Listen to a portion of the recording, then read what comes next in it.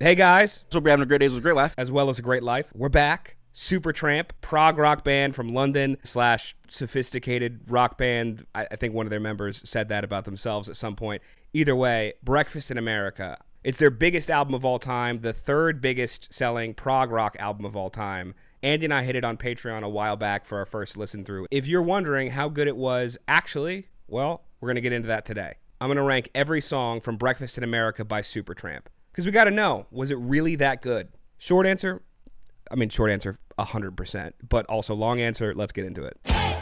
So the album starts off with Gone Hollywood, which I think is such a cool opener. The beginning piano kind of almost sounds like an alarm clock. Like as you fade in, it feels a bit like Waking Up to me. That repeated piano just kind of vamping up literally feels like you're waking from a dream. It also starts one of the major themes from the album, which is life feeling monotonous, getting lonely and kind of getting tired of the life that you have. They sing Ain't Nothing New in My Life Today on this track, and it's a really good encapsulation of like what you're going to hear on the rest of the album. The ending is anthemic, operatic in a way, kind of cinematic even, and really pushes you into this larger than life album, which you're going to experience through the rest of the tracks. This is a strong great for me on here. This is a fantastic way to open it, and so we're going to put this right here in the great category. The next song on the album is The Logical Song, which is just a beautiful track from every angle you look at it. It's so creative. There's so much depth to it. Musically, fantastic. It feels like a perfect song sonically. The basis for the song was Roger Hodgson being sent off to boarding school as a child, and while that definitely applies to that specific situation, it's really cool that his sense of humor and that tongue-in-cheek style of writing really fits for almost every circumstance. This track is stellar lyrically. The way it does these awesome comparisons between being logical and dependable, which are, usually pretty good traits, and then mirroring that saying at the same time, cynical, clinical. It really makes you think on what are the important things in life to both learn and experience and to value. It is fantastic for that and does it in such a subtle way. And that subtlety is only uplifted by the music, which is bombastic, catchy. The sax in this is out of this world. And we all know everybody loves great sax. This is no exception. This is going easily iconic, S tier, amazing.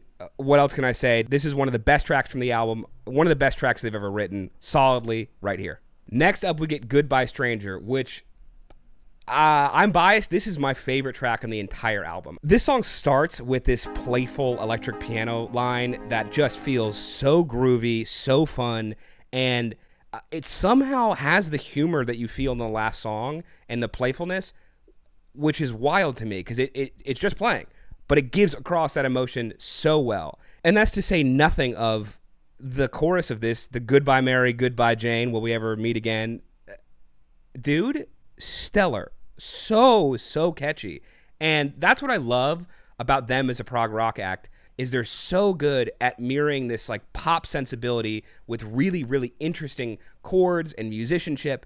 And usually where you have a band that has to make a decision between the two, they do not at all. And the song never stops building on just cool new ear candy for you to listen to. This is one of the songs where like clearly you're a prog rock band, because what they're putting in is just really, really interesting textures, elements from guitars, vocals, drums. Everything is culminating on this track to be such a treat, such a highlight. And then the end of the track, the solo just rips. And it rips for not the reason that most solos do, which is technical ability or, really cool licks, which this definitely has. But it gives across an emotion in it that really matches the intensity of the rest of the song. It takes you out on the tail end with the outro as another fantastic way to end it. And that's going to be an easy iconic here. This is an S tier, easily done. Again, my favorite song on the record. Next up is the titular track from the album, Breakfast in America. This one's great. This one has a weird circusy feel almost. I almost feel like I'm going to go into like a big tent for like a Ringley's Brothers show. Also, starting off the song lyrically with Take a Look at My Girlfriend, She's the Only One I Got. Great start. It's like, again, keeps this like humorous vibe about them. They're not taking themselves too seriously. I think this probably has the most unique and interesting vibe of any of the songs on there. And if you would have told me like 5 years ago, hey, you're going to love what essentially is a prog rock circus theme, I would have been like, there's no way, but they end up doing it perfectly. I do think it falls just a tad short of the prior two songs that we heard, but not for any bad reason. I just don't think they were going exactly for that. I still think it's one of their biggest songs of all time, but I'm going to put it right here in the great category. Up next is Oh Darling, and it's an interesting one. It's one of those songs that starts out and you don't think you're going to enjoy it as much as you end up enjoying it. This one for me has kind of the best moment of what I would call like a Supertramp left turn, where halfway through the song, you just realize you're somewhere totally different, and then you just keep going and keep going and keep going. It feels almost like you're like a NASCAR driver, and every left turn you take on a new corner is this. Be around you, all about you. And then you just go pick up what is essentially a Mario coin of just sonic wonderment from another chorus or fun vocal harmony that you just didn't expect to be there. They just have a knack for writing these catchy sections over and over again, and this is no exception. I mean, the outro, like, ooh, ooh, impeccable. I want more of it. I want 1,000. Oh Darling, easily great. That officially brings us to side 2 with Take the Long Way Home. This, I think, tops the intro for me for the first side of the album with this ominous, also very cinematic intro. And when the harmonica comes in, it makes you feel like you're a gunslinger in the Old West. It brings such a cool atmosphere to the track just starting off. And it's funny, I actually was walking home and I literally took the long way so I could let the song finish before I got back. This one also lyrically is fantastic. I think it's kind of the clearest picture of the elements of loneliness and monotony that kind of get talked about at the start of the album, and they'll get talked about more. It's some foreshadowing. One line that I remember sticking out to me on first listen with Andy was when he says his wife sees him as part of the furniture. And what a good picture of the mundane familiarity that life sometimes can have. And whether you're doing it as hyperbole or not, I can literally imagine myself. You get home, and I've seen it with friends or family or whoever, where somebody walks in and it's like they're not even there. What a lonely place to be. And I think that's why it ties so well for me thematically through the rest of the album, and a great way to start the second side. And again, they go back to this outro that is this cool mix of like loneliness but hope. You know, I think what this album does so well, and it does a bunch of things, but one of my favorites is that it mixes these positive emotional feelings and these negative emotional feelings sonically, lyrically, and somehow like keeps you invested, and you're never too sad, you're never too happy, but it just keeps you in this great middle, tied between both spots, that I think is such a delicate tightrope to walk, and they do it flawlessly. This one is going to be the third S tier. This is going to be absolutely iconic. Love it. Next up is Lord Is It Mine. This is a weird one because I remember not loving this quite as much on first listen. I think it's a really good song, but great in context. That makes it kind of hard as to where to rate it, because on its own, I don't find myself going back to it as much as some of the other tracks on here. And while it doesn't feel quite as memorable, I think in the context of the album, it is really, really stunning. It feels like it bridges you so well from what you just heard into some of the stuff you're going to hear up. Also, the ending of the song is fantastic. It's just another prime example of Hodgson's great vocals, which, I mean, shine spectacularly through the whole album, but it really feels like on this track he's really going ham. I think I'm going to put this in the good category, because while I still love the song in context of the album, apart from it, I feel like you really need, it's like a puzzle piece that needs to be in the puzzle as opposed from outside of it. Just Another Nervous Wreck, I feel like, is underrated as hell. It is such a cool song. It feels like musically competing with the best of them. I love that the piano kind of feels a little reminiscent of Goodbye Stranger. It's not the exact same thing, but it very much evokes that emotion when you've just heard it in the context of the album. What makes this one so interesting and sets it apart from any of the other songs on the album is the aggression you hear in it. I mean, that's so aggressive when compared to the rest of the album. It feels like him fighting back against all of these issues, these problems that maybe he's expressed prior, these issues of loneliness and monotony, and it feels like a rebellion against that, and there's so much strength to it, and I mean, dude, it's rocking. And to do that as a mixture with Supertramp's weird quirkiness, I just love it. Also, who could have guessed? Yet another of the catchiest outros we've heard on the entire record. If you had that on your bingo card, come up to the front, get a prize. This is in the great category. This is, I mean, what can I say? Fantastic.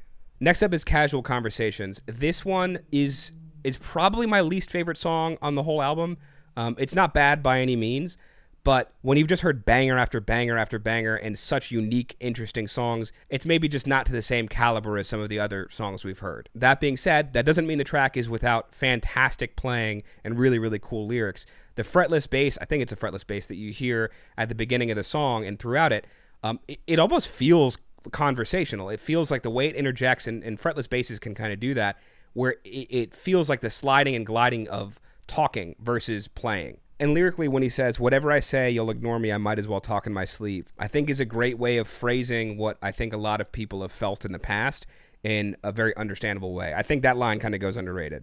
And then I really believe that I'm glad, being this kind of self-mantra of hope, even while you're upset or going through something terrible.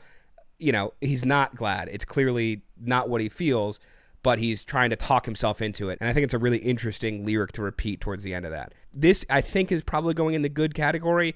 Again, not my favorite song on the album, probably my least favorite. But that brings us to the last song of the album, Child of Vision.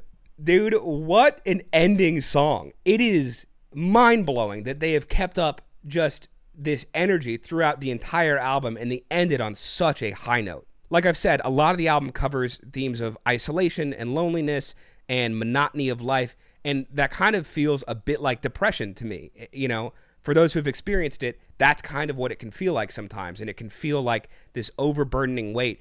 And the guitar that comes in this, to me, the first time I heard it, felt like sun rays. It felt like a dirty bedroom that you've been in for too long, and you have a cracked window, and these rays of light come in that show you maybe there's something I can do to better my situation or feel better, and it gives you a little bit of hope, and that's what the guitar feels like to me. When Andy and I heard this for the first time, we were lost in the sauce. I mean, it's after this entire album, you have such emotional high points, and this song really feels like it makes good on all of the stuff it's talked about.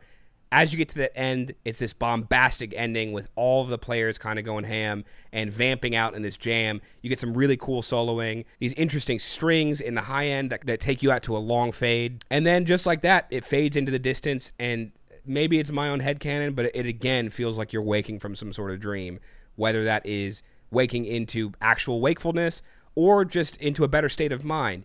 Either way, I love how it starts with a fade in at the beginning of the album. It ends with a fade out. I think it's done so masterfully, and that's the end of the record. So where do we put Child of Vision?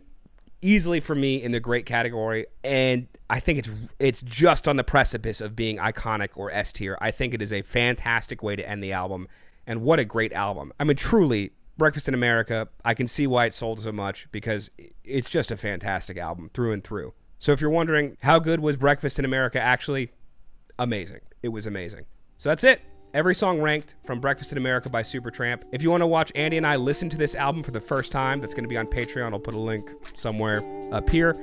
Less than a cup of coffee, you can watch us do that. Let me know what other albums you'd like to see from me next. And with that being said, catch you next video. Alright guys, thanks so much for watching. If you had a good time watching that video, go on to upvote the video, subscribe if you're not already. Check out some other videos here on the YouTube or on the Patreon if you want extra juicy stuff you can't get on YouTube, because they block in here.